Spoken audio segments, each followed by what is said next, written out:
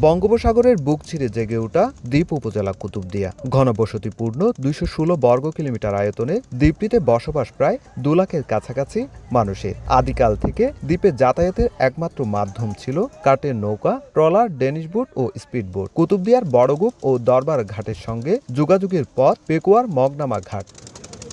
দীর্ঘ ৫ কিলোমিটার বঙ্গোপসাগরের কুতুবদিয়া চ্যানেলে উত্তাল সাগর পথ পাড়ি দিয়ে প্রতিদিন যাতায়াত করে দ্বীপের হাজারো বাসিন্দার পাশাপাশি সরকারি বেসরকারি দপ্তরের সরকারি কর্মকর্তা কর্মচারী ও পর্যটক। কিন্তু সাগর উত্তাল হলে বেকায়দায় পড়েন তারা।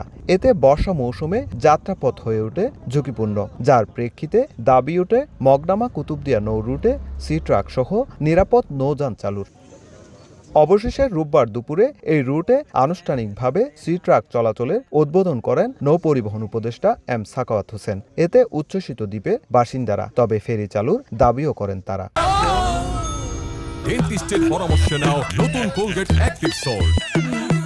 কুতুবদিয়ার যে বড়কুব ঘাট এবং পেকুয়ার যে মগনামা ঘাটে এখানে ফেরি সার্ভিস চালু করার জন্য আমরা দাবি জানিয়েছিলাম। এই ঘাটটা 4 থেকে 5 কিলোমিটার, কিন্তু জোয়ার ভাটার মধ্যে যে যাওয়া আসাটা খুবই কষ্টসাধ্য ব্যাপার। সিটার একটা উদ্বোধন করার পরে অনেক মানুষ কষ্ট থেকে ভালো হবে আর কি। সি ট্রাক উদ্বোধনের পর পেকুয়ার মগনামা ঘাট থেকে কুতুবদিয়ায় যান নৌ পরিবহন উপদেষ্টা। এ সময় শীঘ্রই মগনামা ঘাট থেকে কুতুবদিয়ায় ফেরি চালুর ব্যবস্থা নেওয়া হচ্ছে জানিয়ে ঘাট নিয়ে রাজনীতি না করার হুঁশিয়ারি দেন উপদেষ্টা। উপকূলীয় ফেরিগুলো পেলে তখন এখানে উপকূলীয় ফেরি দেওয়া হবে। এখানে এই ধরনের ফেরি চলতে পারে না। এগুলো হচ্ছে ছোট ছোট নদীর ফেরি। সেই জায়গায় আমরা উদ্বোধন এই জন্য করে দিলাম যে উদ্বোধন না করলে এটা আরো পিছিয়ে যেত।